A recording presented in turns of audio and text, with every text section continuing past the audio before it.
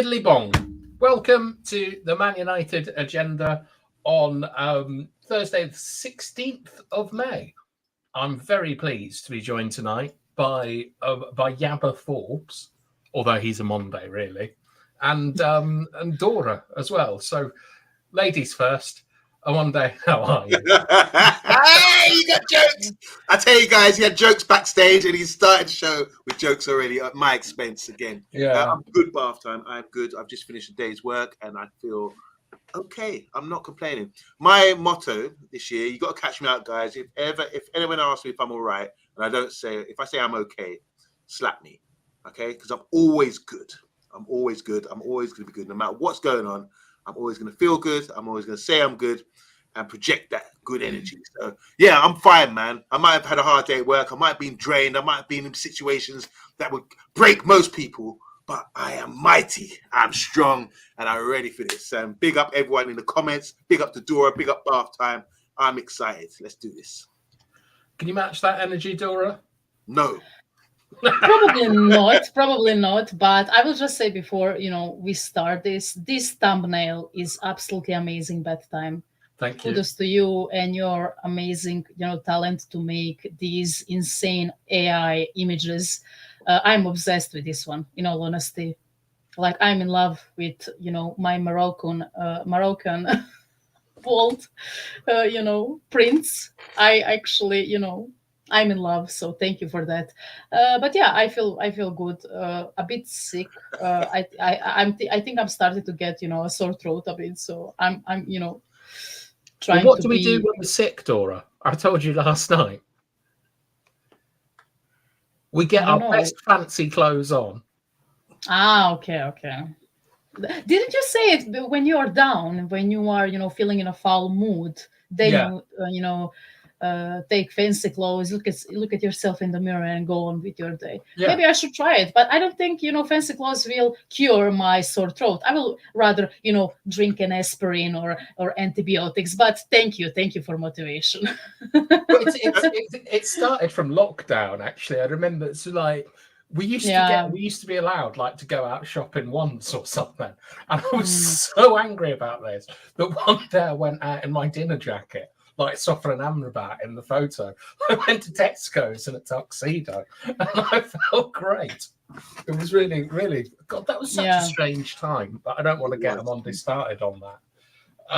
It didn't affect me because I walked through. I never queued for anything. I just walked through security. I weren't having it at all. My life was just continuing. And by the way, shopping. Well, from what I hear, women love shopping. And shopping is like therapy, isn't it? Even like if you're doing it online. I get excited when I get parcels delivered, especially records. I get really excited. I can't wait to open them and see what I've got, So yeah, shopping does do something for you, doesn't it? Suspending. I think there's an experiment done recently to say the best buzz you get is just before you go to checkout. That's that moment there when you're about to purchase something. That's the best high you get regarding shopping. Because once you buy it and try it on, it sort of comes down, or once you see the price paid, whatever. But to go, I just stepping up to the checkout, that's the moment when you're like, yeah. It's a very odd experiment to measure excitement levels before and after, queuing. That's the most British research I think I've ever heard of. All right. Just to add to that, though, because we get excited, as you know, about transfers. So I think the peak of excitement is when, are we getting this guy? Are we getting that guy? But once the guy comes, it dies down, doesn't it? Especially someone like Bilal or Lucky Singh. They've been waiting for summer. They don't care about the season. It's all about the transfer window for them. And when they get excited about what's coming in, they're just. I think the joy's out of the transfer window for me. With clowns like Fabrizio Romano wrecking everything. Back in the day, you just suddenly see a picture in the paper or on the news of a new signing, and you'd be like, bloody hell, Veron, and stuff like that. And now, if, for example, later we've got a bit of transfer churn to talk about, but Elise looks like he's going to be another saga. At the moment, I'd be quite excited if Elise signs, but if it goes on for 7 weeks, the way that a Sancho did or something, it's just this is a form of torture. And speaking of the form of torture, should we see what the little horrors in our comment section have to say for themselves? Yes, go for it. First off, we got Steph, who is saying, achieving awesome architecture is Amrabat anchoring and cementing our new midfield. Big up the Man United agenda. Thank you, Steph. I enjoy a bit of alliteration. And she's also shouting out Lucky Singh, who is on one this evening. We've got Matty Bassett. He's saying good evening just to everyone. Lucky Singh, the summer, with a helpful emoji, says that we need hungry players. And Bart said, not Hungarian players, by the way. They were not privy to the conversation about Hungary earlier on Monday, so they don't understand that context. Hello. Are Rooney and Souness correct that there are players at United that don't want to play through the pain barrier? I think that's true, isn't it? Yeah. I think there is something there, in all honesty. Yeah. And well, Wayne Rooney is getting Lucky Singh's support, which he will be absolutely delighted about. We've got 4 likes, which is good. And we're getting bigged up by Steph. And then we've got Andrew saying hello. Hello. And we've got Simon Warner. Greeting, guys. I hope you've had a good day after yesterday's win. I always like the way Simon says, I hope you've had a good day. It's quite nice, isn't it? No one ever asks us how we are. Yeah, he sounds like a nice gentleman. Yes. Well, this person doesn't sound a lot like a nice gentleman. I am going to go off on one tonight. I can feel it already. And here's Bilal saying, good evening to everyone. Steph is saying, only us chickens sometimes in a foul mood. Yes. Very good, Stephanie. Yeah, she knows.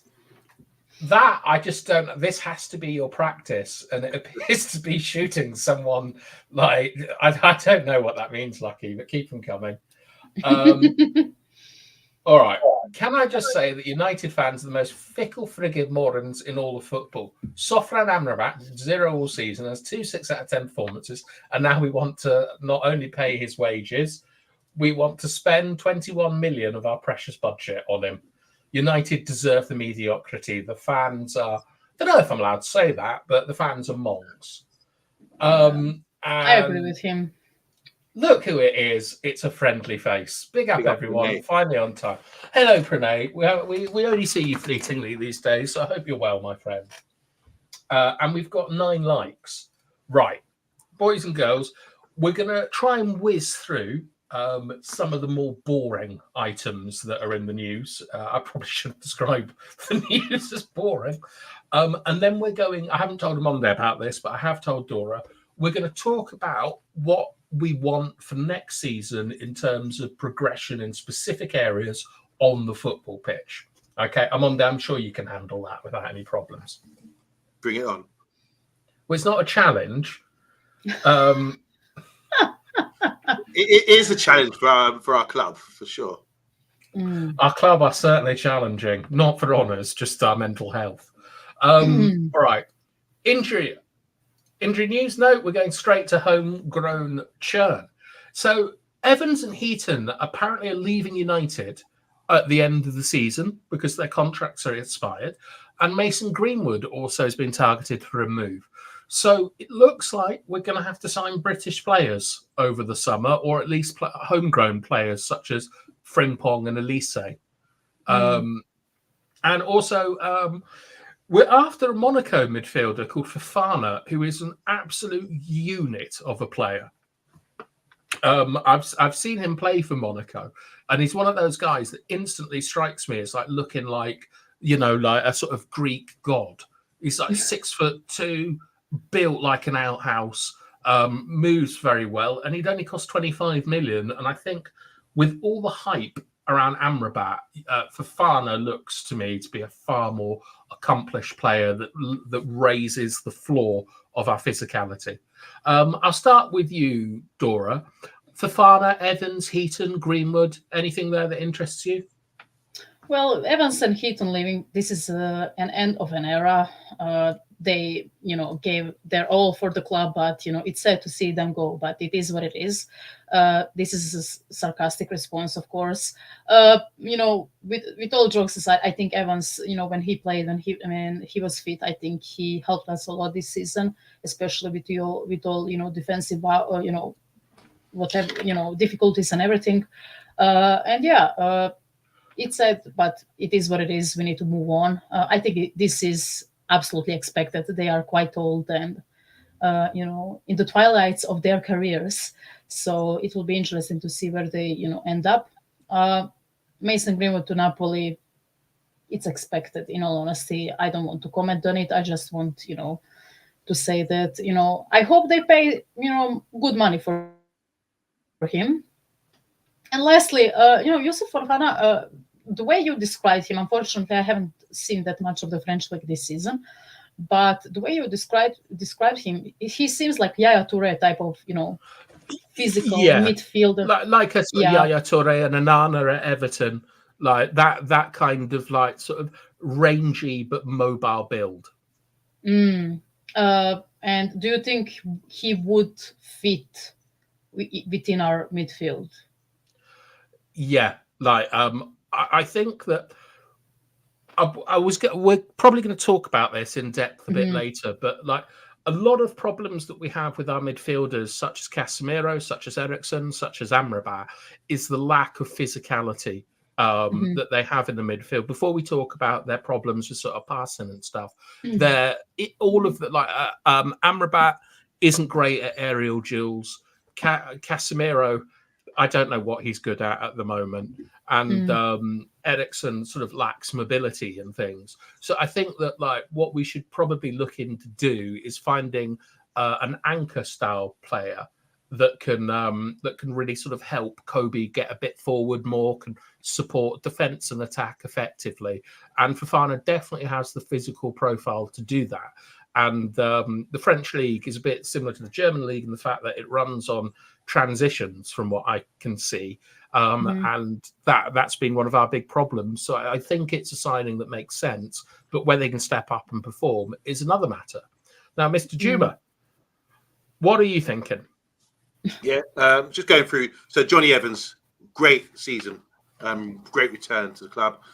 Strolling out there like an experienced centre-back, and exactly what we needed. When times are tough. When he first arrived, we thought, okay, why are we buying this guy? There was a lot of outcry from the fan base about it, but he did get games, and it's ironic, really. We brought him in, and people thought, well, he's just going to be sitting on the bench, but he managed to play a lot of games and showed his class and really represented for us. So big up to him. Tom Heaton, I don't know much about because he hardly gets games for us. But obviously the English quota, what you referred to, is important. There's two guys going out who are both British, English based and come up through the ranks at the clubs in the UK, especially Man United. Mason Greenwood, we don't really talk about him on this channel too much. I will say this though, he is a talented player, and I wish him the best in the future. And I hope he can get some forgiveness for what he's done. Going on to this midfielder, you'd say to yourself, at 25, why is he still playing in the French league if he was that good? That's the first question I ask myself. But then I think to myself, maybe you need that experience to sort of come into form. At 25 years old, they say midfielders are usually coming into their sort of peak, So maybe the reason I'm not too familiar with this guy, maybe because he's just starting to peak and become a good player at 25 years old. Otherwise, it would have been like, oh, why don't we pick up a wonder kid that we have to develop? This is a player that's probably ready-made and ready to go and proved himself, and maybe a late developer in that case. The size factor, I do agree with you. We do need to have a bit more physicality in midfield. There is a lot of issues in midfield. Maybe we're going to discuss that a bit later. But someone like this who can get around the park and put out fires, I think that's crucial for us. Like you said, you named some players there with Casemiro, Eriksen, and Amrabat, who's on this lovely thumbnail you got. I think that those three are really, they can get moved up quite easily in the Premier League. So if this guy, I'm after the show, I'm going to go check him out. I don't know much about him, to be honest. But if he's big and strong, hopefully he can play as well and be an enforcer in there and stop people from sort of running all over us. We need that kind of physicality in there. So I'm interested in that. And 25 mil, seems like a good bit of business. But let's check him out first. There's two things that can add to Fofana. Is he's in the France squad, and a lot of good players are not in that squad. And the second thing is that I think 25 million is a price tag that is actually quite difficult for a lot of clubs at the moment. When you take out the Premier League, there are very few teams that spend over 20 million on a player anymore. Mm-hmm. Like those transfers are like you don't get the 30 million transfers anymore. So he might be a player who's just a little bit too expensive for a lot of clubs and might not be good enough to start for others, and that we'll be getting him in as a sort of squad option, which is essentially what Amrabat and Eriksen are these days. But anyway, should we look at the comments? Oh, Dory, you've got something for me. Yeah, I just want to add. Earlier today, France announced the squad for the Euros, and unfortunately, Fofana didn't make it.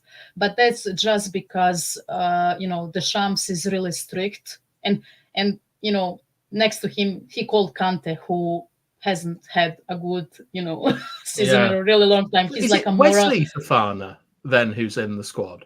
Yeah, it must be Wesley's. Must be. But Yusuf Fofana, I think so many Fofanas.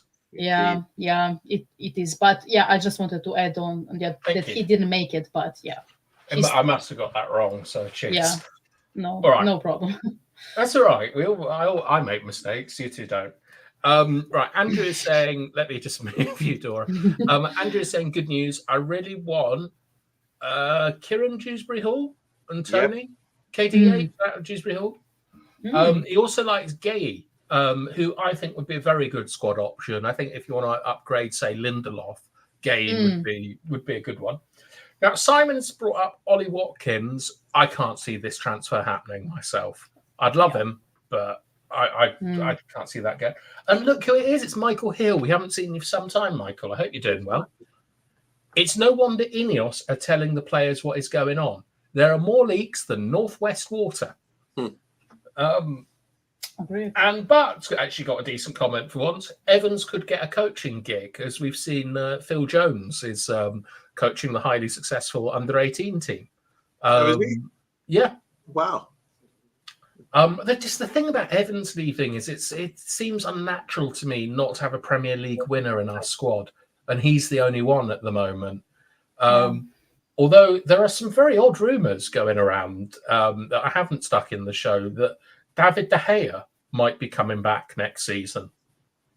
Okay. And Wayne Rooney, I am say ideally keep manager build around Bruno Fernandes, couple young players, Kobe Mino, Deloga. Yep, perfect, lucky saying.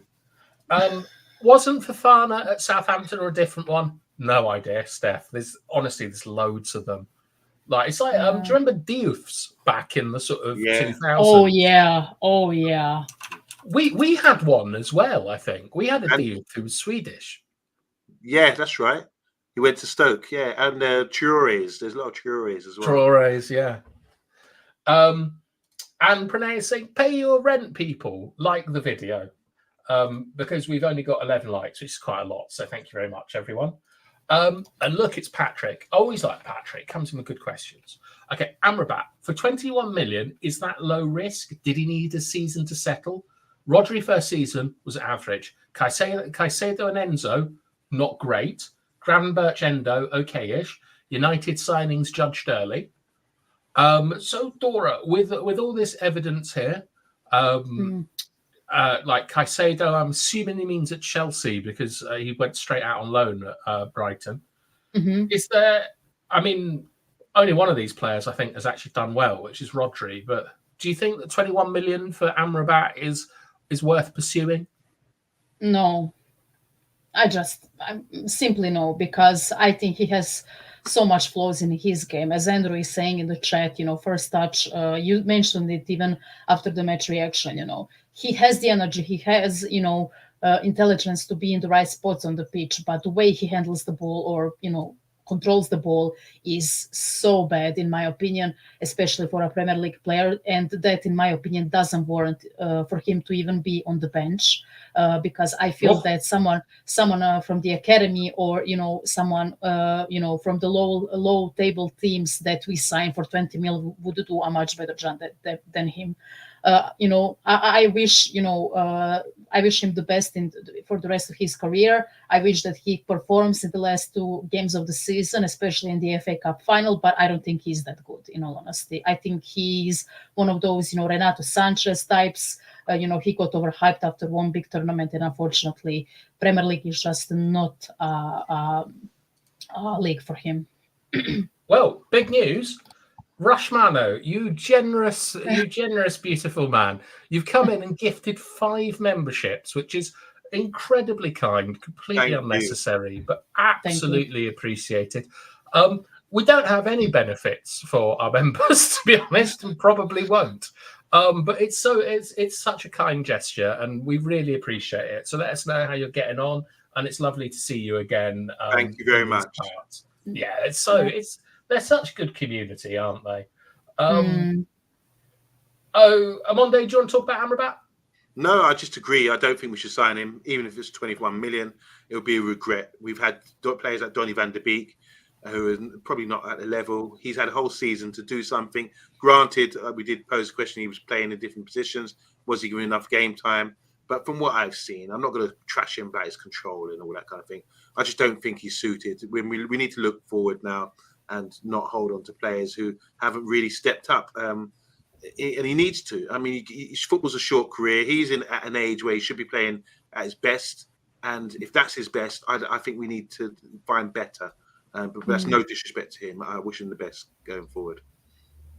Okay, well, I mean, Steph is giving a slightly different side of the coin, which was he was signed on loan because he was injured. Can't understand why he's featured more unless still carrying injuries or falling to the curse of playing favourites. Should have started against Palace. Probably say the same about Ahmad this season as well, I would imagine. Unless he's lacking fitness, it's absolutely crazy why neither of them have played. But coming up later in the show, I might have an explanation. So stay tuned. Andrew, I don't know what you're talking about here. I've always liked Ollie Watkins. He's one of the best outlet players in the Premier League. Okay. Simon is saying seems to be a habit of signing players who are carrying an injury. It's very, or just signing players that are injured all the time.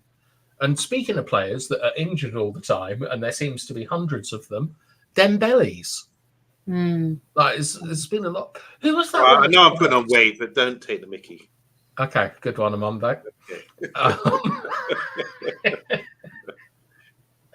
Okay. And Simon wants De Gea back, and lots of love for Rushmano. He said, you're welcome, guys, but look, Prane is giving him a big W and calling him Washwana, which I quite like. He's embarrassed, Andrew, because he's now a member on 2 YouTube channels because of Rush. But it is really appreciated, and you're getting a lot of love for it. Matty McMatface, he's back after trashing important dogs of history. Are there no Man United agenda watch-alongs anymore? So, Matty, Mr. B has been ill recently, and we've been really scrambling trying to keep things together because he's such an important part of our team. I don't want to say that there will be some coming in the future or won't be coming in the future, but it's something we're actively working on, and we really want to sort of provide them to you because they're such a big part of the channel and everyone can watch a game together. But we're going to bring them back. And shout out Mr. B. Yeah. And look at this. It's chat sport. Evening. Fofana is a good option. I agree. Right. What is next? Possible returns. Varane and Lindelof are going to train on Saturday. They might play on Sunday against Brighton.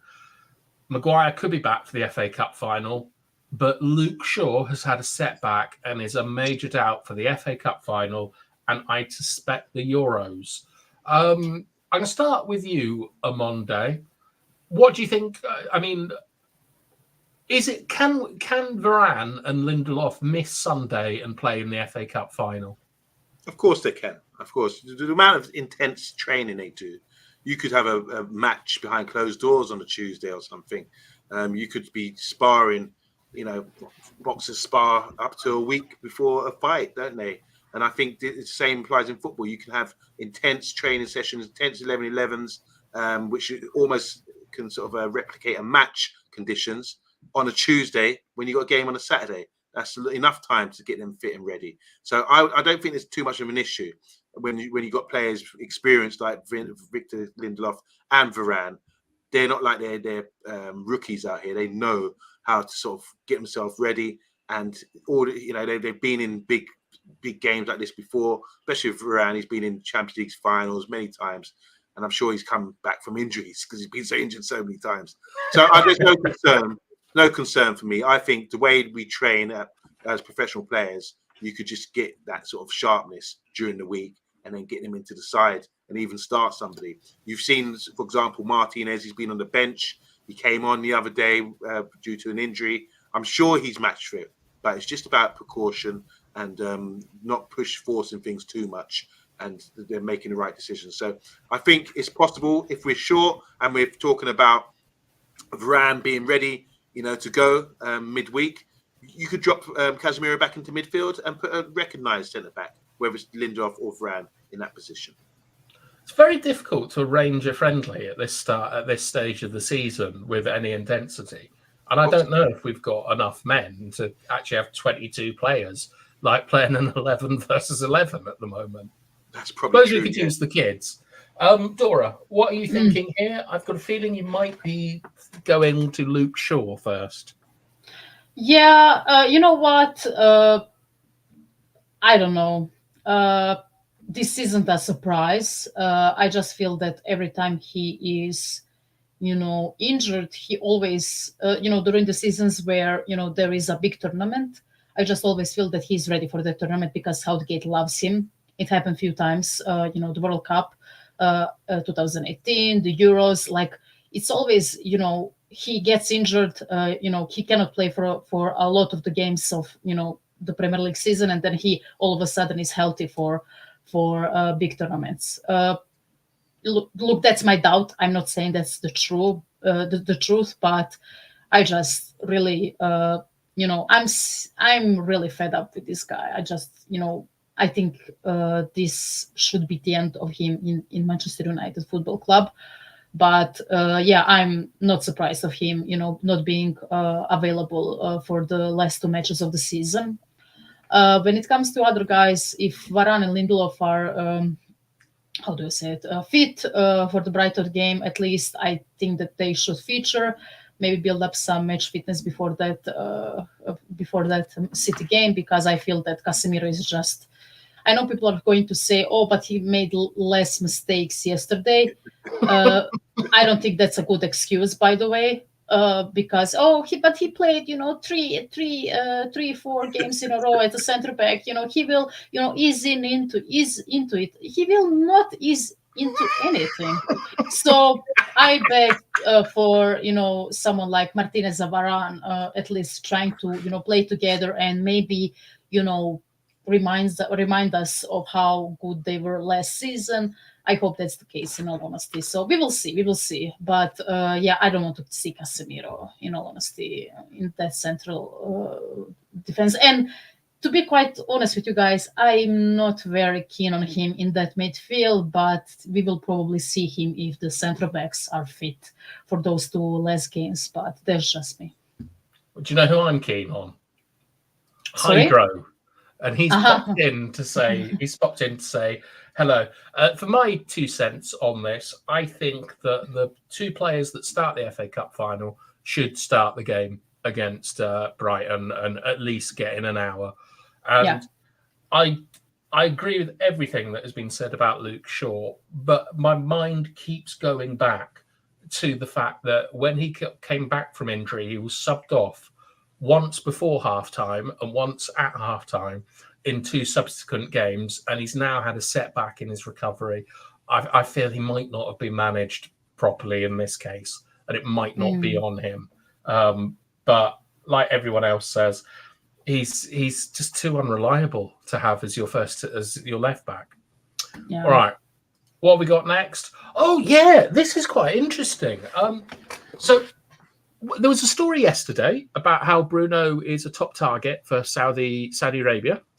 Bruno came and gave a comment last night saying, "I will be here until the club I'll be here until when the club wants me, and the club wants me to be a part of the future. If for some reason they don't want me, then I'll go." So that seemed to be quashing everything. But David Ornstein, who's a very respectable journalist, said that Bruno's had meetings with his agent at United, and his desire to stay is conditional on the club meeting his expectations and showing him the club's vision and how they're going to deliver it. Amonde, is this good news? Is this worrying?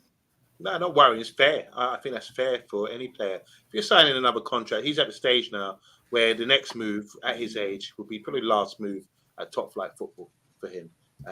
Last big deal. So if you're going to stay at Man United and you put in your effort in, week out, no one can deny that he's really put a lot of effort into the club and he's showing a lot of passion for the club. Then you would be asking, well, where are we going? You know, what's the purpose of me staying around? Are you going to? What's the vision here? What all players would ask this, and it's for the club, for anyone coming in as a new transfer or anyone signing a new contract. For the club to sit them down and say, "Look, this is our vision for the future. This is what we want to achieve, and you are going to be." They'll be standing on behind him, rubbing his shoulders, saying, "Bruno, look at this little clip here. You're going to be the star of this, and I'm going to massage your back and say, yeah, we want you as part of this, bro. And this is the role we want you to play." That's how you want to feel as a player. We've seen it in these. They've done really well with these sort of documentaries, flying all documentaries on Amazon, didn't they? With the football. I never saw that in any of the documentaries. Well, we saw Dele Alli in the office of Mourinho, and that sort of conversation is about saying, look, he was trying to convince Dele Alli to say, look, I'm bigging you up. We got you. There's a place for you here. You need to change your attitude. Different conversation to what Bruno will be having. Well, I think that's a very different thing, Amondo, where Jose was using fear as a motivator, where he said, like, I'm 56 now, or however old he was, and it happened in a blink. Like, your career can be over. So play like Dele Alli, not like Dele Alli's brother. The parallels are here that they sit down and have conversations with the manager, one-to-one, when the manager would try to show the player, in this case, he was trying to motivate him. And what we need to be doing is giving Bruno the motivation to stay at the club. And just showing him a vision for the future to say, Bruno, you need to be part of this. I think it's really important. And it's good that Bruno's said, I'm happy to stay at the club, but I want to see where we're going forward because I want to be winning things. That shows ambition. And it shows ambition for Man United and put them first. First refusal, I want Man United. But first of all, show me, not the money, but show me the vision in Tom Cruise voice. All right. Just before we get to you, Dora, I forgot to do the comments about Luke Shaw. My apologies. Matty is saying he's always been a fan of Shaw, but he loves Dora's comments. Club before country every single time. There was another player called Darren Anderton who played for England who used to do this as well. Yeah, he used to get fit in the Euros. Patrick is saying Luke Shaw has evolved into one of the leaders in the dressing room, but we should not be relying on him going forward. An average of 17 starts per season is poor. Wow. I mean, that's approximately one in 3 games, like around 60 games a season. That's not good enough for our first choice left back. Yeah. Shaw's past his sell-by date. Time for him to go. Yep. And now, moving on to Bruno. Steph has said that Bruno is doing a Rooney, like demanding signings and ambition before committing his future to the club. And look who it is, all the way from Skyrim, it's Yali Malmin. If Bruno leaves, then the alarm bells will be ringing big time if you've seen what the plan is. And Simon is saying, depending on who we get as manager, it'll be his choice to see if Bruno will be part of the manager's plans and would the new boss keep him as captain. So that's an interesting angle there. Bruno doing a Rooney, fair enough. This team needs a big overhaul. Oh, God, Andrew. Bruno leaving, I'd be pleased to see it. I think Bruno holding down some of the other players by dominating the ball and all the set pieces. Sometimes losing your best player works. Coutinho would be the person that I would bring up there. And Short, one of the leaders. I'll have 2 bags of what you're smoking, please, mate. I think he is in the leadership group, but come on, talk to me, Dora. Is this worrying?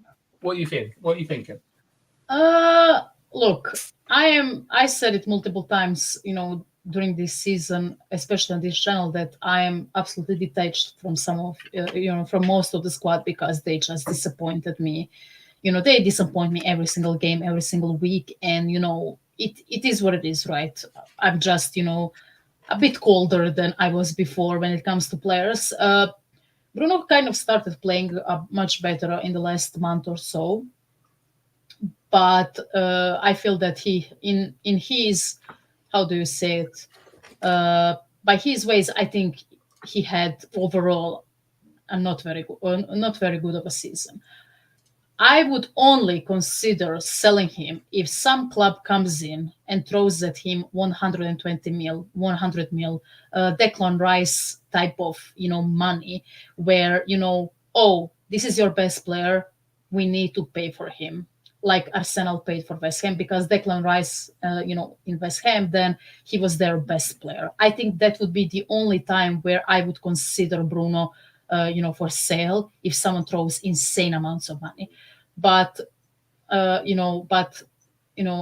most of the fan base thinks, I think I would, he's the last person in this squad, maybe one of, maybe third, from the, from behind. I don't think he is the one to sell. I think there are much bigger problems in the squad. There are players that have been staying here for too long, and we mentioned Shaw already. Players that have consistently showcased the lack of the will and drive to play for the club. And I think that he is the last one on the list for me to be sold, together with youngsters and upcoming players. So yeah, it was a bit surprising seeing this news, I would say, but I think that media is trying to steer something, and I believe that he will be our captain and one of our best players next season as well. Well, there is a sort of interesting counterpoint to this, which no one is going to agree with. But Chat Sport has brought it up here. Mount is no replacement for Bruno. There's no other player that offers what Bruno does in the current team. But it's got me thinking, which is Mount's a creative player, and he might be able to bring 60 or 70% of what Bruno can bring to the team. But also he might allow us to be a bit more solid in the block, keep the ball better, allow better people to more consistent ball strikers on at set pieces. Are we writing Mason Mount off too soon? A player that's won more than Bruno Fernandes has. Omondi, do you want to go first? My simple answer is no. I'm not writing him off. I think Mason Mount has an opportunity now at Man United next season. For one, show he's injury free, and 2, if you want more stuff than Bruno and you think you're up there, prove yourself. He's got to prove himself, because there's question marks now about his ability and about him staying fit. And I don't think he's as good as Bruno. I don't think he keeps the ball as well as Bruno. I don't think he's a better player than Bruno, but he has a lot of positives. He works very hard.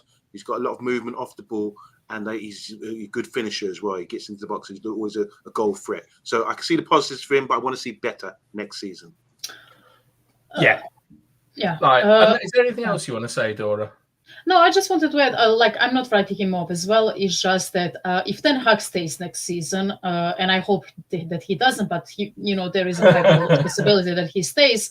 I believe that I need him to find him a place in this team, because this whole, I don't know where he starts, I don't know what his role is baffling to me. And I think we need to finally, after one season of Mason Mount, we need to pinpoint where is his role in this team. And I think that besides the injuries and maybe people are going to say lack of the performances, I think that is his biggest problem in this team. He doesn't have a clear role, and I believe that Ten Hag doesn't know where to put him. In all honesty. All right. Well, it's time to get on to Ten Hag and some news that I find extremely interesting. All right. So let me know if you guys in chat think that this is interesting as well. So a quick bit of slides. This is coming from a guy called Rob Blanchette, who's a journalist. I'm not sure how trustworthy he is, but he seems to be someone who's got a job. And he's saying that Jim Ratcliffe has explicitly confirmed that Ineos are going to be responsible for the playing style. Jason Wilcox, Dan Ashworth, the board and Ten Hag will all be linked, and Jason Wilcox will be the one providing technical advice and leadership around how United play football at all levels of the club. Now, apparently, this is normal at most clubs, and it's the function of a technical director. Okay, so I quite like this. We've got a guy in who's going to oversee how we play, which means that we can sack managers willy-nilly, get a guy in, and we're still going to have like a lot of cohesion throughout the team. But the thing that I find really interesting is that this guy is also saying that Ten Hag may have saved his job versus Newcastle, not with the result, but with the tactical display and performance. Because this season we see them stick with 4-1-4-1s and it's killed the team, or the 3-1-6 or whatever it is.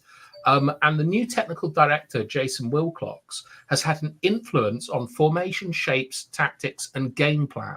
And in the last games against Arsenal and against Newcastle, we have seen a team that looks a hell of a lot more solid in the midfield. So if Eric can prove to Ineos he can take their instructions on style of play, he could be retained, as competition for the job isn't that deep.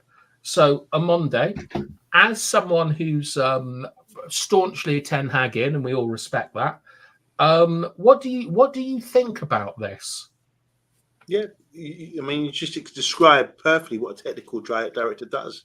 He gives the club a way of playing from the under 8s all the way to the senior team. You know, that's how it should be.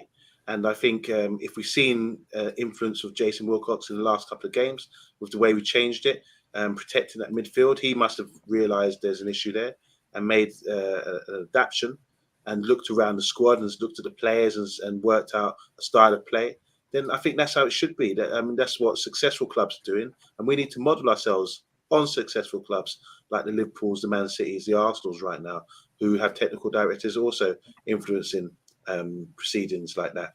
The manager is going to be a head coach now. We're not going to call him the boss or the manager. He's just the head coach of the team, and he's the one who's going to lead the team. Is out there, give press conferences again, which we all love from Ten Hag, and yeah, and just coach the team on match days. That maybe takes a bit more pressure off Ten Hag. He won't be signing Donny van de Beek or anyone from Ajax anymore. They're taking that away from him. But I think this is the structure. What we need to do is get in line with other top successful clubs. And this is the way, the pattern they do it. And we're going to do the same. So I don't think it's any undermining of the manager. It just means someone's come in as an overseer to support the system that we have. And like you said... Sorry to interrupt, but do you think that this observation that Rob Blanchette has put out, that there has been a significant change in the tactical approach and setup to matches in the Arsenal and Newcastle game? Well, it's only 2 games. So let's see. We've got 2 games to go. We've got Brighton and we've got a cup final against Man City. Let me observe a bit further before I make a decision on that. Because to be honest, yes, we have looked a bit more assured. We haven't, that big hole in midfield, people having transitions through us, despite our limitations with injuries. I haven't looked at data, but watching the games, I think that we've been a bit more secure in that respect and having players in and around there to stop these things happening. So maybe there is a change, but I'll make a judgment in the next 2 games. You need more evidence. Now that I've got something to observe when I'm watching the game. So let's see what happens. All right, just before we get to you, Dora, I'd like to do the comments, if that's all right with you. Yep. Hear from our little monsters. Andrew is 100% on board with this approach, which is why it's absolutely obvious he will go. It also tells me my long-believed shout of Roberto, what's it called, De Zerbi, is still well to the forefront of their thinking. Well, Andrew, I've got the betting odds on who the next manager is, and he is 16-1 at the moment. But Monday, you're going to have to help me with these odds because I don't. I'm a very innocent man and I don't gamble. But I find great point about Bruno. He's a good player, but he's the reason our possession stats are poor and midfield is porous. 54% versus Arsenal, back down to 46% versus Newcastle. Interesting, but the thing is, Patrick, is that if this is true that Jason Wilcox is having an influence on team selection and tactics, I think like Monday says, we give a bit more breathing space for the next 2 games and see how Bruno does in this new system, if that's what it is. If he's still, because I don't think he played hero ball last night. He only hit 1 or 2 massive long ones. Now, Chat Sports got a good question. So, what's the role of the manager then? I think you answered it on Monday, wasn't it? Head coach. So, what I mean, like, what would a head coach do? Head coach would just focus. He'd be the head of the coaching staff to focus on the first team and manage the first team, lead them out, match days, warm up, training throughout the week. He's the one who will take instructions from above about the style of play and implement that onto the players for the seniors team. Exactly. What he will be doing is, for example, if we're talking about we want a high press or something, he will coach the team on how to do that. He'll coach mid blocks, transitional plays, things like that. Like, he will be the guy whose job is to get the players prepared tactically and physically to fit the vision of the guys that are coming in. And it's still a tremendously difficult job. Whereas a manager is someone who just does everything, contracts, transfers, all that kind of stuff. Andrew, who initially was in agreement and 100% on board, now completely disagrees. He is gone and will go within the next 2 weeks. The board will decide after the cup final if Ten Hag still has a future at the club. Winning the FA Cup probably won't save his season after such a disastrous season. We'll see. I have to say, Simon, I'm beginning to think that Ten Hag will be manager next season. Andrew is saying that they want a coach instead of a manager. And Lucky Singh says that if we play that way, we'll have more control of football matches. Or at least that's what I think he's saying. And then, hello, who's this? JM42. It's Jamal Musiala. And he's saying, hello, what's up? Hello to you, Jamal. And he's saying, cool thumbnail. So suck it, Solo. Thank you very much, Jem. We'd love you to stick around. Damning that someone had to tell Eth to do that. Hydro's saying, let's get Ted Lasso in. Hello, Ed. And I'm slightly dubious. City's style of play is Pep's brainchild. Same with Klopp, same with Sir Alex Ferguson. Sports technical directors having an overarching philosophy is fine, but the coach is the main guy for style. I mean, to be fair, you've named 3 of the 5 best managers that have ever been in the league. So it might be an unfair comparison, but I understand the point. Dora, talk to me. It's strange. I don't think Ten Hag is the man who will accept that someone is dictating the way his team is playing. There's just, I don't know. I'm curious if he had one of those guys, technical director. Like, I know that at Ajax he had a much better infrastructure than he has in Manchester United, but I'm curious to see maybe someone in the comments or you guys can confirm if he had a guy above him who was telling him, "Oh, you need to play this way." Was that not Mars? Yeah, he was technical director. Wasn't he he was a technical director and he told him, "Oh, you need to play like this"? Well, the whole club, like you said, good infrastructure, would have an ideal, and they all be on the same page about how they want the football to be played. Oh, that makes sense. Maybe I don't know. The thing is, Dora, right, is that the technical director isn't like the boss, as it were. He's the conduit. So with Overmars and Ten Hag, I think they would have had discussions about the style of play and the players they needed and that kind of thing. I don't think it's the case. Overmars boots the door in and goes, "Ten Hag, you little gimp, you're playing like this." Like the Devil Wears Prada. where she walks in, like throws her coat at someone. I don't think that that's what Jason Wilcox is doing. I imagine it's more cohesive. Go on this one just quickly. Yeah. So what Overmars did, what made Ajax successful is that he changed not just the tactical side of things, but he changed the quality. They started to get older players in. That's why they brought the guy from Southampton, the Serbian. Dusan Tadic. Yeah, they brought him in, which is something they weren't familiar with doing for a long time. They changed their whole strategy. They brought a few older players in for that experience to add to the normal philosophy they had with bringing young players through. So that caused them instant success because they had Tadic, who was brilliant for them, and there's a couple. They brought Danny Blind, surely came back as well for the experience. So that combined. So that was Overmars. That was his brainchild or whatever. That combined with the Ten Hag's coaching and the philosophy that they had made them very successful. Do you think that can be replicated at United, Amanda? Not necessarily, not by Jason Wilcox. Obviously, we've got experienced players in our squad already. We're not a team that sort of has the Ajax philosophy where we bring youngsters through the way they do, and by the time they're 23, sell them.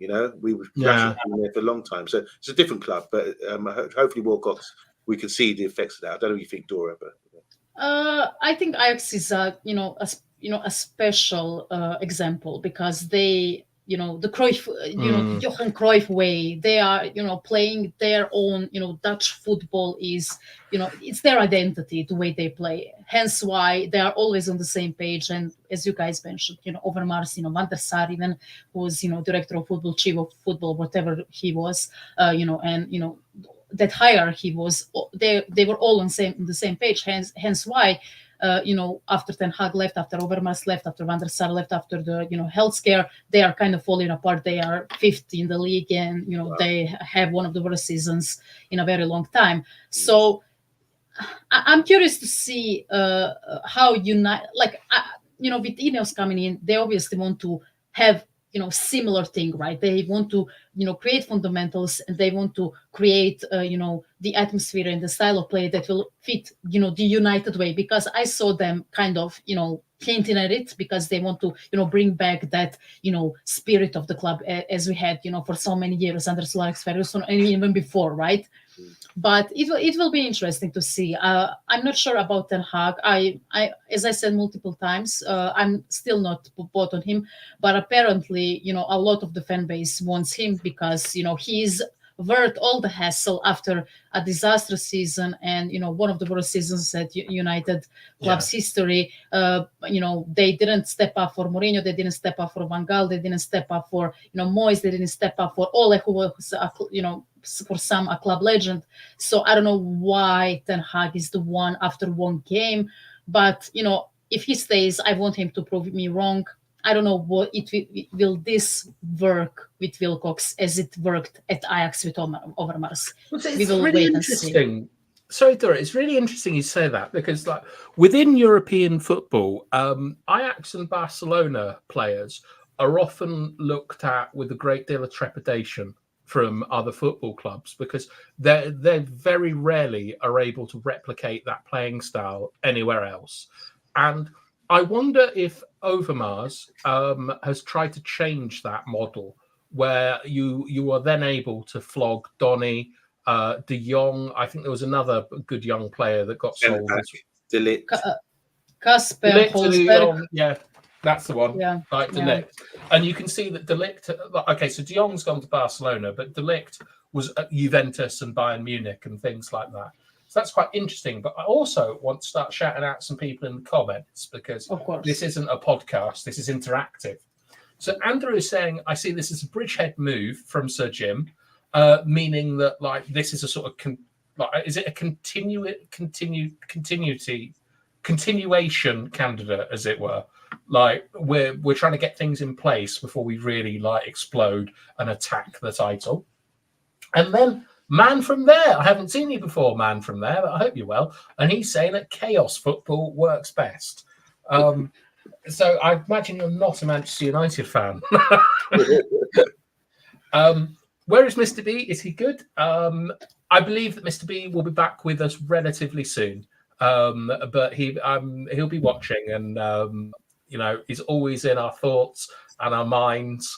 And I can't say the next bit. Right, managers, coaches all want their vision on how their teams play. Steph is saying United just need to get the balance of battlers and ballers. Ugh, I hate the word baller. Ballers. I know. Ahmed and Mainu are the most comfortable on the ball, and Leachard does both jobs, plus leads by example, unofficial captain. I found it interesting that Martinez was on the pitch, Casemiro, and when Bruno went off, McTominay got the armband. I think he's the de facto vice captain now. Which is just a hell of a turnaround, really, from the summer. Yeah. Now, actually, we'll come back to that. It's Barro Miguel Escobedo. Hello, my friend. I haven't seen you in some time. I hope you're doing well. Let us know how you're getting on. And right, Chatsport is saying about Southgate has worked with a few of the new staff coming in, and people are beginning to talk about what managers they'd like. Amonde, you're going to have to help me with this. I have the next manager odds. I believe that they're in order of favourite. So just look at the first column and tell me what all this means, please, Amonde, if you can. So judging by this, I mean, look, we're talking about manager one position to fill. The odds are 7-2 for Tuchel, which has gone down to 2-1, it looks like, which is even smaller odds. So it looks like Tuchel, because he's available, which is clear, he's leaving Bayern Munich, and he's got pedigree as well. He's won Champions League with Chelsea. He looks like he's the favourite. Just behind him is Gareth Southgate. He's gone from 10-3 to 5-2 now, it looks like, which is just over 2-1. So Gareth Southgate, I mean, I know a lot of fans are sort of sighing when they hear that, but he's got some stock now, hasn't he, for taking England to semi-finals and the final of the Euros. Thomas Frank, he's a Danish guy. I actually thought he was German, but he's Danish. Me too. Yeah. He's doing a great job with Brentford. He's 11-2. And then we've got Kieran McKenna, who apparently we've been in contact with him. He was at our club, a former player at Spurs, got injured at 27 years old, done all his badges, done really well. Was obviously one of these guys straight out of a UEFA school and really highly touted. He done really well when he came to Man United and decided to leave with Carrick around that time and took on Ipswich Town in Division 1, got them promoted, and now he's just got them automatically promoted again, playing a good brand of football. So he's one of these fresh heads straight out of the UEFA school who's got new ideas and new philosophies and a new way of playing. Can he transfer that, like with Ipswich, their good brand of football in the Championship, into the Premiership and do well? Or will he end up like William Company, who smashed it with Burnley, playing a good brand of football, but just couldn't replicate that in the Premier League? So that'd be interesting to see. Well done to him. And then beyond that, we've got Graham Potter. Those odds are sort of going away now. It looks like there's not much sort of weight with that. And Zidane and then De Zerbi is the last one. I'm surprised by that. I thought it'd be higher up. Looks like De Zerbi, Zidane and Potter are not really in contention anymore. So if you want to have a tip, guys, I would suggest the Thomas Tuchel or Gareth Southgate at the moment. Those two are the favourites. Right. These odds are from about 5 o'clock, so they might have changed. I think Dora told me earlier that she thinks that Tuchel is now staying at Bayern. Is that right? Apparently, the board. I mean, the Bayern board this season has been absolutely atrocious. You know, the old German, guys. I would say old guy moment throughout the whole season. No, seriously, they are absolutely insane. They threw him under the bus before, the Champions League finals. They said that they are going to get rid of him. That this is the last. That will be the last game for Tuchel at Bayern. Apparently, the players started supported him, wanted him to stay. That kind of, how do you say it, spread across some of the Bayern fan base in Munich, mostly because they started, a survey. No, but they started. Listen to this. They started a survey, and they started signing surveys for him to stay. And then at the end, all of a sudden, after rejections from Rangnick, from Zidane, from every single top flight manager in the world, they decided that they are going to try and make him stay. So I think look, I've been warming up for Tuchel in the last few weeks. I really like what he brings. The foundation of a really good defense, and very the wing backs. Are you pre-running the next segment, Dora?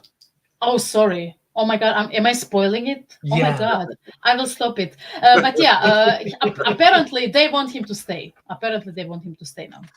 Okay, we're just going to do the comments, and then, in fact, I'll show you what we're going to do for the next section whilst I read the comments out, and you can all have a think, because Monday hasn't seen this. So the title of the show is like Building a New Manchester United. I want to talk about what we need for next season. Like, what areas can we realistically improve? What the sort of the main focus should be? How do we go about achieving this, and how long will it take? And if, for example, me and Dora both want Ten Hag out, we're probably going to suggest managers that we think can do this. And on Monday, you're Ten Hag in, so you'll be talking about like Ten Hag's strengths and what he can focus on. Yeah? Yep. All right. So, first of all, we've got Simon saying Southgate doesn't have the bottle to win trophies. We would end up finishing mid-table and City running away with the league again. So, essentially the same season that we're going to have this year. Chatsport says, do we even know what winning trophies is what Ineos are in for? Well, I don't know what else they'd be in for, because United aren't really very good at anything. Simon Warner's saying he'd go for Zidane, not Harry Potter or the rest. I agree with Andrew on this. McKenna won't happen. I think McKenna might happen, but not for a while. Like, I think you're looking two managers down the line for McKenna. Ed would rather have a Monday than any of them, and he's being serious. And Andrew is saying my De Zerbi shout is going to pay well. Are you going to put money on it, Andrew? Well, now's the time to do it, because odds are like 16-1. What are the odds of Ten Hag staying? I don't know. Leeds won 4-0 tonight, so I hope that West Brom and Southampton beat them in the final and keep them in the Championship. I certainly don't, Simon, because that's an easy 6 points. Bilal says he doesn't like Harry Potter's dad. We've got 24 people watching, which is fantastic. Thank you so much, everyone. Leave a like or a dislike, I suppose, or just say hello. Like, we always love to hear from you. And Hydra is saying even Fergie needed a few years. This manager roundabout needs to end. Back Heath. Ed Mayhem is that he'd prefer Simon Warner, our commenter, than Eddie Howe, because he wants Eddie Howe in. And anyone else, I don't know what this means, Lucky Singh. That's what my main getting my quilty. I mean, come on, bruv. What like, I'm doing my best. And Matty McMackface is saying the only thing Southgate would have a chance of winning would be woke champion or best dressed competitor in valet parking. And then look who it is right at the end. It's Subvids. Hello, Subvids. All right. Amonde, I want to start with you. Could you tell me about what needs to happen next season on the football pitch? Okay, I'll do it in the way I think. I've been helping people interview tactics today and how to deliver and how to think during an interview when you're under pressure. Problem, reaction, solution. The problem is, at the moment, I think we're weak in defence and we're not scoring enough goals. We're conceding a lot of goals and we're not scoring enough goals. So we need to secure the defence up. We've had so many different partnerships, so many different players playing in defence this year. I think that's the main priority for me. Get that defence secure, get some real leaders in there and experienced players in there as well. We've got Harry Maguire, Varane's leaving, Lindelof's just a bench player for me. So we need to really secure that area. Maybe the guy from Everton, but that would be a priority. And it seems that when we are all the transfer talks about Elise and the Everton youngster, so it shows that they are identifying this as a problem. So secure the defence, maybe get a fullback in. You're talking about the guy who fulfills the English quota from Leverkusen, Fringfong. So these guys are in the papers, no surprises. I'm not telling you anything miraculously new. Defence needs to be secure. And then the goal scoring, we need to sort of be a bit more creative in the final third, have some sort of way of playing which is going to break teams down and score a lot of goals. I think with Haaland's first season, I would stick with him and bring someone else in as a goal scorer to back him up. Considering at this stage, looks like we might not have no European football. That's a good thing, because that means we can have one game a week and these players can rotate and they'll be fresh and maybe less injuries. And then with the new staff coming in, like Wilcox and all this sort of setup, maybe we can start delivering and seeing some sort of change, as we've suggested it was seen in the last couple of games and maybe in the next 2 games as well. So for me, it'd be defence. That's the problem. The reaction is to sort out a defender, get in a known Gay or the Everton guy, known, secure Premiership player with some room for growth and development, and a fullback as well, maybe Fring Fong. That's the problem. That's the solution, and that's the reaction and the solution. And the goals issue, we've got players buzzing around. We've got Garnacho, we've got Ahmad, we've got Anthony, we've got Rashford, who's probably going to stay as well. These players will be good enough if we improve the setup and people get serious and get another striker in who can score goals, a bit more experienced than our current guy, Erasmus, and that will be the solution and a good outcome for us. Okay, so it looks to me, from what you're saying, that it's about improving the quality of the first team. The fundamentals are there. We need to up quality. I definitely think a left footer, that we need a left footer in the defence, don't we? But we have Martinez and we have the 2 fullbacks coming, Amas, and we have Fernandez come back on loan as well. There's 3 left. Right, so you're integrating youth as well next season. Yeah, of course. That's okay. We haven't got much money to spend, but I don't want to do things about that. But that's what I think the issues are. And you're happy Ten Hag's the man to do this? Of course, yeah. I've never doubted Ten Hag. I just think that the infrastructure has to change, and we will see improvement. Okay, and Dora, just before I get to you, I want to run through the comments because a lot of people say on this. Right, Steph, I think, is pretty much in agreement with you, Amonde, that at the start of the season, we need 2 goal scorers signed first to improve on 58 Premier League goals. So far, we're on 55 goals. That's a shocking return. Okay, so once again, Steph is saying that it's the quality of the players that is the issue. Now, Lucky Singh is saying 2 strong midfielders, 1 striker, 1 fullback. And what he's looking for is more technically gifted players in the team as well, which would suggest to me that he thinks that rather like you, Amonde, that the style and the setup is fine. It's the execution from the players which is causing these poor results and so on. I didn't actually say that, but yeah, continue. No, but you're saying that by replacing players, we'll get better. Additional players coming in. I'm saying with the technical people coming in, there will be a change with the way the style of play that needs to improve as well. Okay, well we can get on to that. I've got much time as we want. So sorry, Steph, you're saying ditch 2 inverted wingers, play a flexible front 2 or 3. Interesting. So Steph also wants a change in formation and style. And Simon, he just wants a team that are capable of knocking City off their perch. So he's saying that the yardstick are the results City are getting, and to be honest, you need a team that can get about 100 points to knock City off the perch. So that's quite a step. We've also got 22 likes, which is absolutely fantastic. Thank you everyone who's watching. Now, Chat Sport, I quite like this one. Smaller squad because we've got less games. He's looking to trim wages, trim the players, and we need to sell more.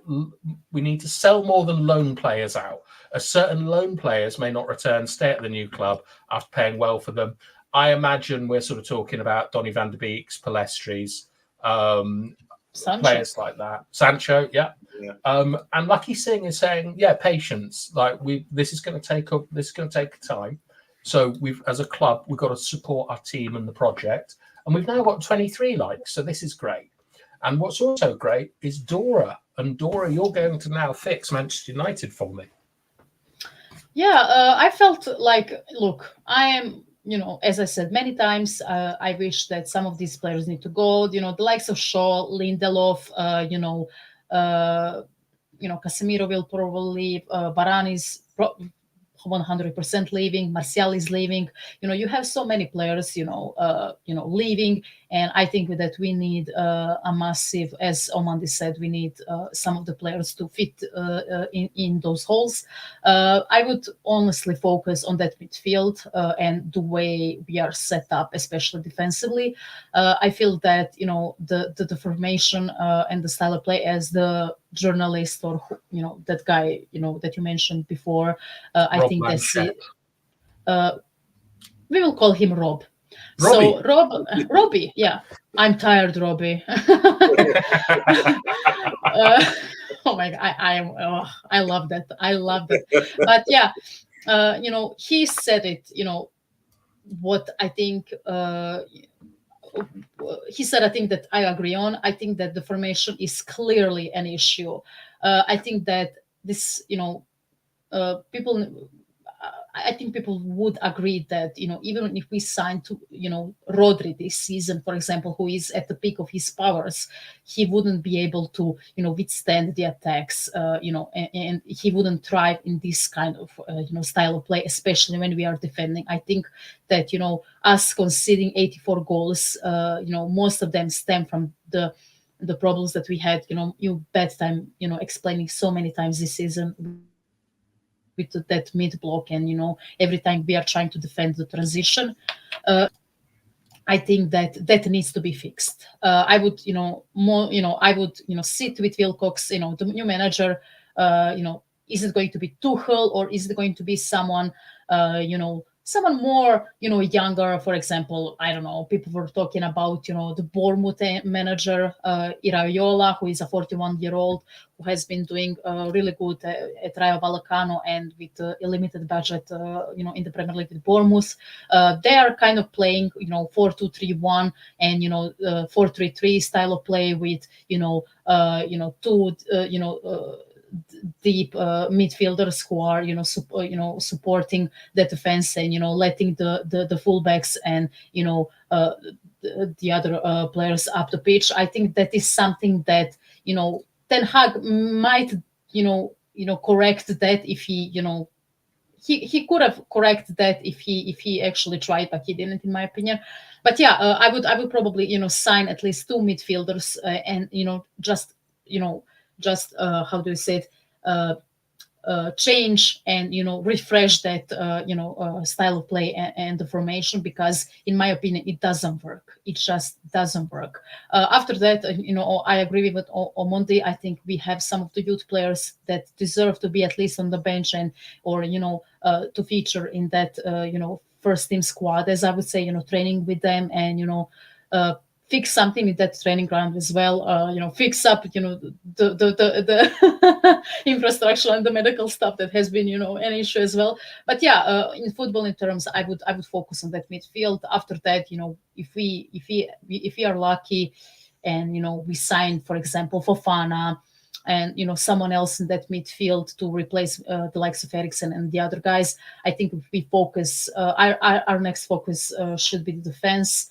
And after that, I think that the attack, I think we need to tinker with the attacking players, because I don't think that Højlund, Garnacho and Rashford are the future attacking trio for this club, because I don't think they work together, unfortunately. And I don't think that even Ten Hag can, in the other managers can fix it. That some players just don't have chemistry and they just don't know how to play together, and I think that's the issue. But yeah, I will focus on that midfield if I'm a new manager, and the formation change, definitely. Okay, interesting. I'm just going to go through some comments on Monday before I give you a chance to respond to Dora.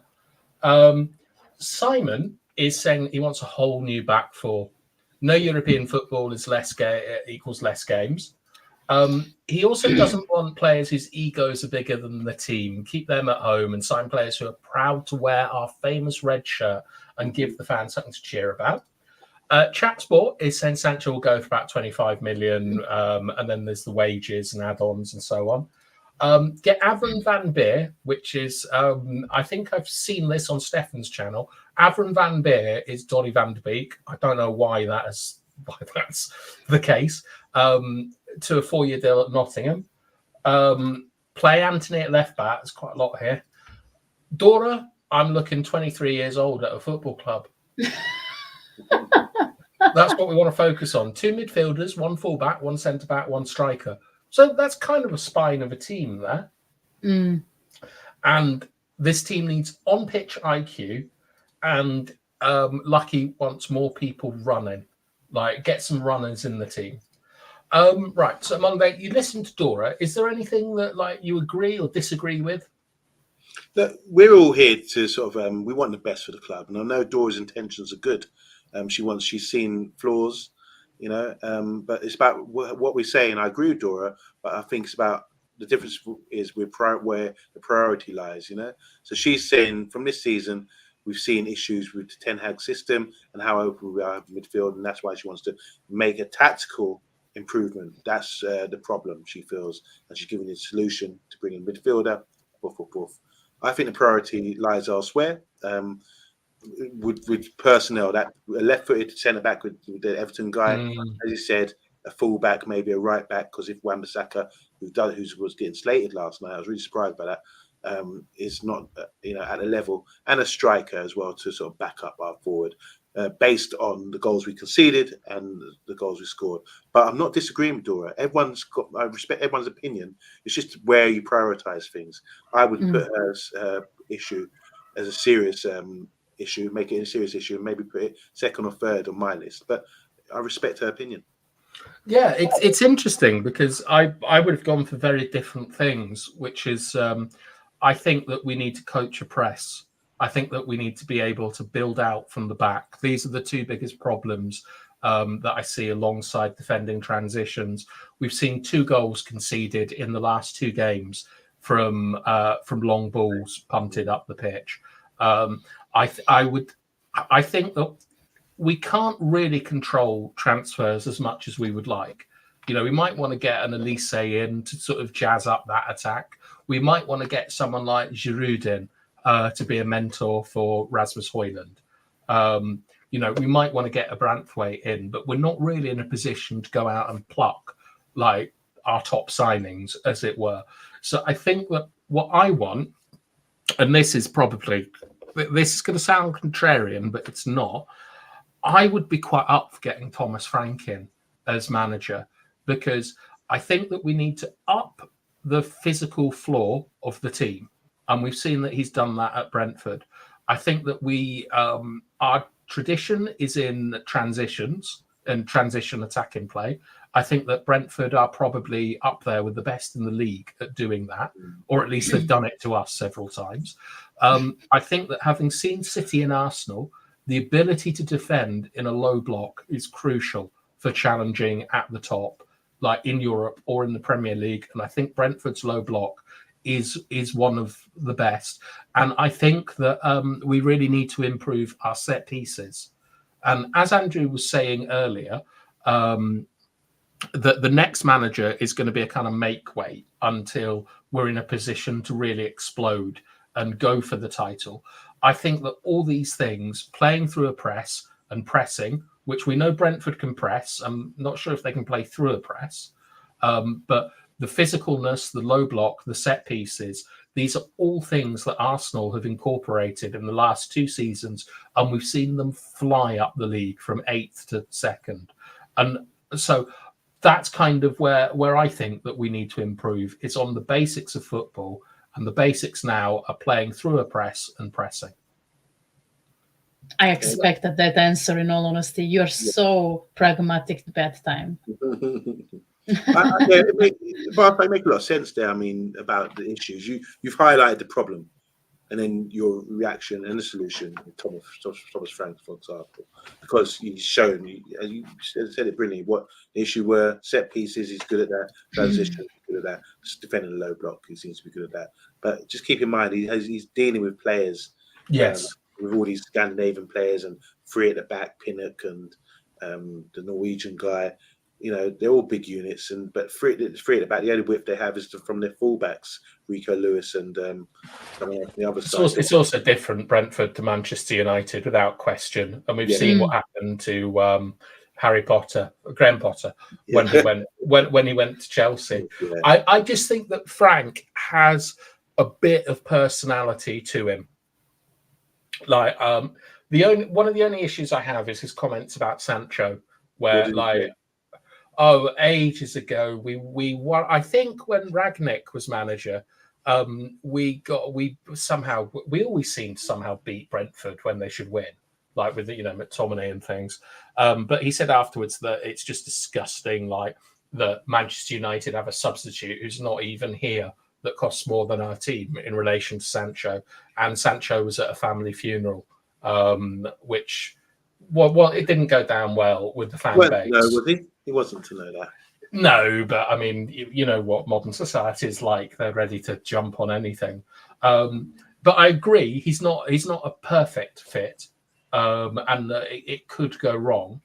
But this is where I see the problems are, because both of you are talking about like churning over players in the squad and things, and I personally think that we need to focus more on what other Premier League teams are doing better than us. This is a good discussion. I think you're right. Again, I say that it's about prioritizing where that's important, And I think that's already happening. The stuff that you're talking about changing, I think that's already in the process of happening. We're losing a lot of players, as Dora said. Martial is out the door. Varane's out the door. Who knows who else? Sancho, Greenwood, Eaton, Evans. So we do need those. My priority is to fill these players with ready-made players to come in. Okay, that's the thing. So, but then coming down the list, there's a number of things. It's not just one thing that needs sorting.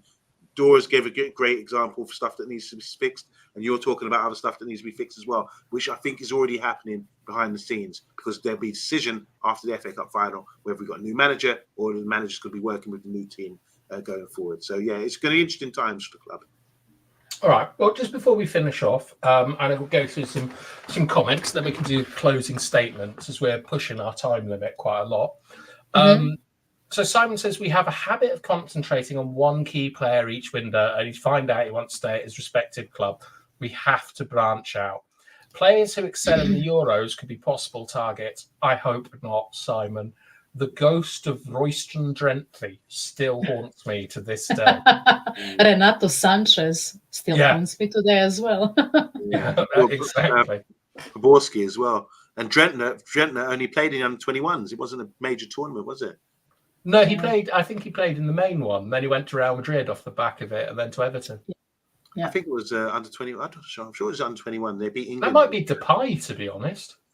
Anyway, but yeah, I see the point. Yeah, I don't like to do that either. Someone's looking hot. That's our Moroccan player, Amrabat. Yeah. He's the Scalacci of defensive midfielder. Yeah. All right. Bože sačuvaj. Who's that? Bože sačuvaj. God forbid. That's what it means. What chance we have fast and efficient transfer window and a solid preseason to build fitness, team tag? Steph, honestly, what's wrong with you? One thing is we don't want another De Jong saga, for instance. And yes, I agree. Sorry, Beta. Go on, come on. I just wanted to say Barcelona are in deep trouble. They are, I think, they owe over 100 million, euros. 130 million. Yes, and De Jong is once again probably in the transfer window, and we will probably go after him. So, guys, prepare. Do you know what? I saw that story and I left it out because I just don't have the stomach for it anymore. Wesley Sneijder, De Jong. I've got a real fear Elise is going to be the one that's going to be the next one. All right, we got beat by Brentford and Bournemouth in our opening two games at the beginning of the season. That was last season. And this, I actually really like this from Steph. It's the making Old Trafford a fortress, a place teams fear to go, is vital next season. I would like to sort our away form out as well. And the only way that's going to happen is get some scallywags to hang around the stadium. Nice. And Lucky Singh say you don't want no attitude from the players, which is a good point. 25 likes, and De Jong is the new Sneijder. Well, unless anyone has anything they want to say or continue the conversation, I think it's probably time to draw it there because it's coming up to 10:30. And we've got a lot of people watching. So if you're new here, Like, don't worry about liking and subscribing. Just say hello and tell us that if you enjoyed the show or not, and what we can improve on. So, do you have anything else? Yeah, good show. No. Really enjoyed that. I think look, we're trying to fix something here, and yeah, there's a lot of good input from the guys in the comments as well. So, guys, stick with us. Obviously, we will be doing watch-alongs when Mr. B's back.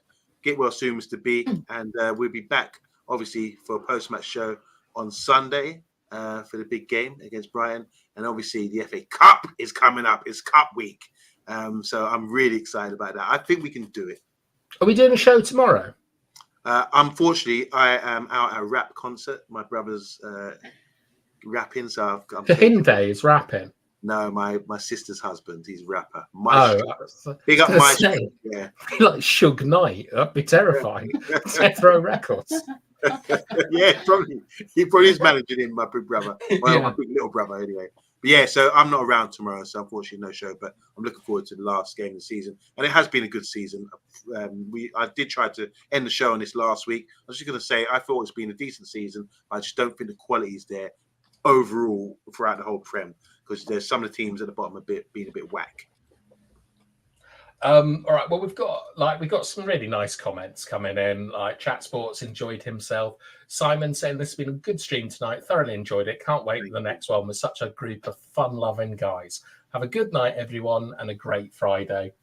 Andrew, night all. Great show. Good show from Bilal and Steph. Great show, everyone. Drop a comment in the non-live as well, please. Thanks so much, guys. Actually, do you know what, boys and girls? What would help us out? And I hate asking stuff like this. Is if you could just, when the stream ends, refresh it and just type a bunch of gibberish in the comment section for the algorithm. Like, if you don't mind. Yeah, you can talk about my chicken. You know, they would love it. So, yeah, go for it. Everyone just comment chicken in the comments after. Chicken.